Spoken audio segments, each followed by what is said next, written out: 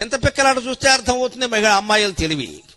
ఒక్కొక్క అమ్మాయి ఉంటుందమ్మా అనపర్తిలో చెప్పాలనే విషయం. 4 పిక్కలు ఉంటాయి. ఓ పిక్క పైకి విసురుతుంది, పై పిక్క కిందకి పడేలోగా మిగిలిన 3 కిందకి విసురుతుంది, పై పిక్క కిందికి పడేలోగా దాన్ని పట్టుకునేలోగా ఈ 3 ఇలా అని దాన్ని పట్టుకుంటుందమ్మా. అది తెలివి, అది తెలివి. ఆ ఆటలు నేర్పండి, పిల్లలు ఎంత బాగుంటారు. చింతపిక్కలు అవతల బారేసారు పట్టుకెళ్ళి. ఒలింపిక్స్ అంటారు. ఒలింపిక్స్ కంటే చింతపిక్సే చాలా గొప్ప.